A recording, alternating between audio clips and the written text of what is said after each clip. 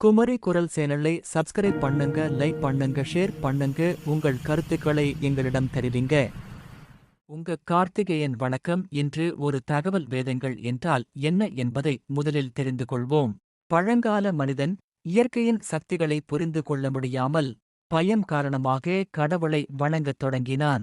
அந்த நிலையிலிருந்து மனிதன் மெதுவாக வளர்ந்து உள் உணர்வு, பக்தி, தியானம் ஆகியவற்றின் மூலம் இறைவனை உணரத் தொடங்கினான். அந்த ஆன்மீக அனுபவங்களின் வெளிப்பாடே வேதங்கள் ஆகும். வேதங்கள் ஒரே ஒரு ரிஷிக்கோ அல்லது சில முனிவர்களுக்கோ மட்டும் கொடுக்கப்பட்டவை அல்ல. அவை பல ஞானிகளுக்கும் பல காலங்களில் ஆன்மீக அனுபவத்தின் வழியாக வெளிப்பட்ட உண்மைகள் ஆகும். இப்போது வேதங்களில் ஜாதி இருக்கிறதா என்பதை பார்ப்போம். வேதங்களில் ஜாதி என்ற சொல்லே இல்லை.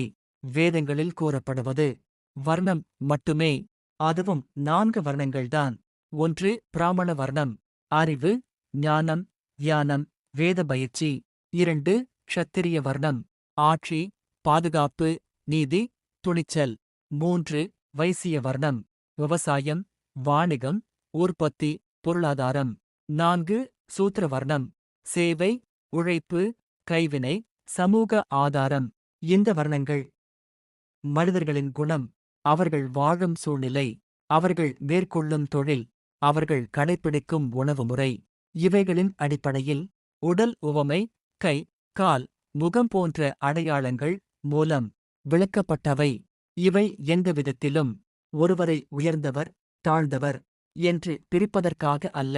பிற்காலத்தில் வந்தவர்கள்தான் இந்த வர்ணக் கருத்தை பல பிரிவுகளாக பிரித்து பிறவியுடன் இணைத்து இருக்கக்கூடும். அது வேதங்களின் உண்மையான கருத்து அல்ல. இதுவே வேதங்களைப் பற்றிய ஒரு சுருக்கமான தெளிவு.